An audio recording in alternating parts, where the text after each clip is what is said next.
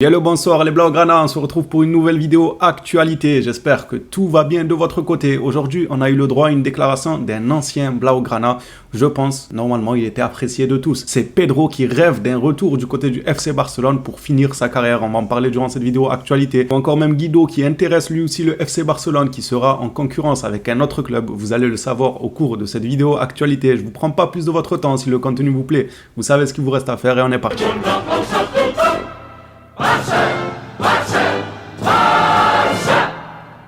Commençons pour cette information de Lewandowski qui fait énormément parler de lui ces derniers temps, que ce soit par son niveau, parce qu'il y a encore quelques jours, quelques semaines, les gens lui tombaient dessus parce que ça faisait un moment qu'il n'avait plus marqué sous les couleurs du FC Barcelone, ou bien après avec la polémique de Yamal, maintenant avec son transfert en Arabie Saoudite, même un peu avant son transfert en Arabie Saoudite faisait parler. Aujourd'hui, on parle toujours de lui. Selon Juan Martí, l'idée du Barça et de Lewandowski est de continuer comme prévu la saison prochaine. Seule une proposition inattendue de l'Arabie Saoudite pourrait changer les plans.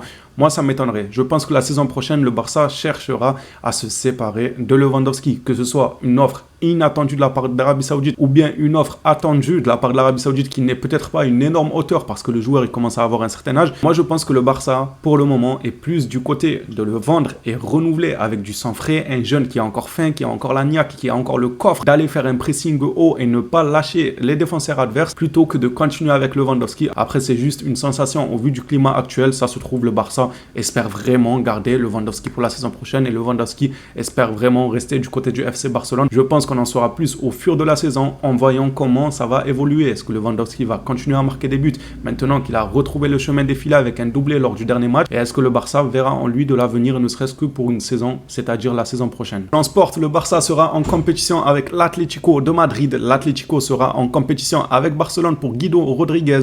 Le joueur n'a pas renouvelé avec son équipe et peut être transféré dès janvier pour une petite somme ou même gratuitement en juin, et le profil du joueur intéresse particulièrement Xavi. Au sujet de Pedri et Frenkie de Jong, l'un des deux a déjà fait son retour sur les terrains, c'est Pedri. Maintenant on attend Frenkie de Jong. Cette trêve internationale permettra à Pedri de retrouver son plus haut niveau et de récupérer, c'est sûr que ça va lui faire du bien en termes de reprise de rythme petit à petit, et de récupérer donc Frenkie de Jong, lui qui est toujours absent pour une cause de blessure. Xavi pense que l'équipe s'améliorera beaucoup une fois qu'il pourra à nouveau réunir Pedri et Frenkie de Jong, ça ne fait aucun doute. Maintenant, le nouveau débat qui est en train de grandir, est-ce que Xavi va revenir à son fameux milieu à 4 avec le retour de Frenkie de Jong? Parce que je vois déjà beaucoup de gens dire oui, mais non, mais Félix va pas aller sur le banc. Xavi, il n'y a aucune raison qu'il passe avec un milieu à 4 parce que quand il y avait Frenkie de Jong, on a joué avec un milieu à 3, oui, mais il n'y avait pas Pedri. Vous comprenez, il n'y avait pas Pedri, donc il n'y avait que Frenkie de Jong. Du coup, Xavi tentait le milieu à 3 pour permettre une attaque à 3 avec Yamal ou Rafinha ainsi que Lewandowski et sur le côté gauche Félix. À cette époque, Frenkie était là avec un milieu à 3 et Xavi a tenté 3 attaquants et 3 milieux,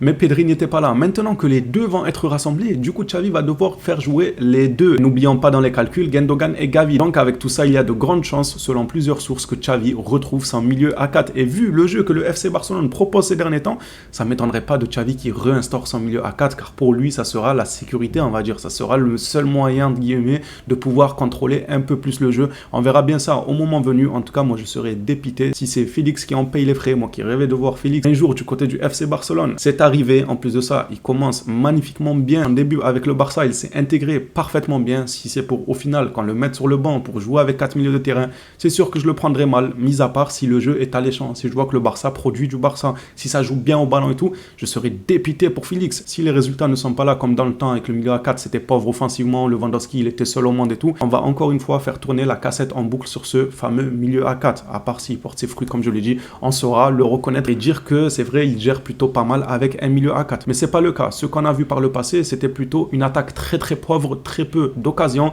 finir des matchs à l'arrache avec des 1-0 à la 120e minute. Voilà quoi, c'était assez pauvre. Passons à la suite sur Baldé, qui n'est apparemment plus considéré comme un titulaire indiscutable.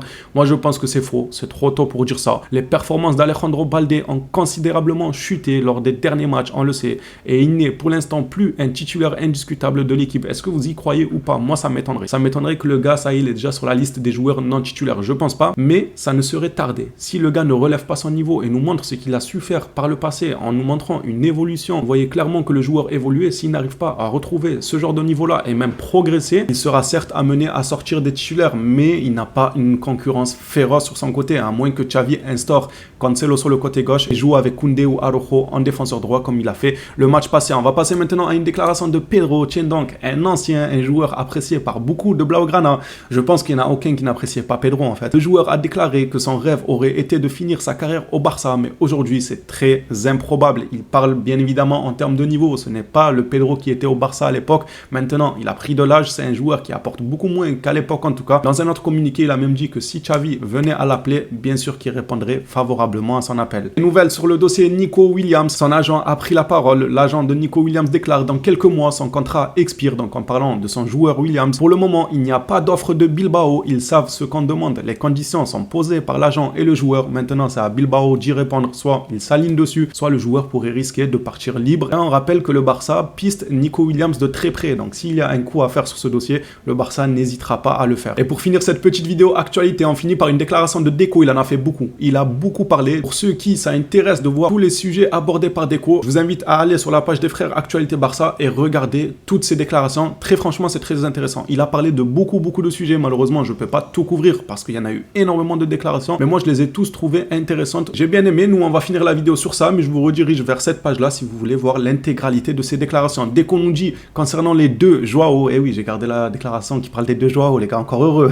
Les prix des Joao, on lui a posé comme question. Est-ce qu'il y avait quelques touches? Est-ce qu'il y avait des négociations? Est-ce qu'il y avait déjà un prix en vue? Deco répond tout simplement, on est en novembre, c'est vrai que c'est encore trop tôt. C'est trop tôt pour en parler, on verra ce qu'on peut faire. Ce sont des joueurs qu'on aimerait avoir l'année prochaine. Les phénomènes, la vidéo actualité touche à sa fin, on s'attrape à la prochaine vidéo. D'ici là, prenez soin de vous les Blaugrana.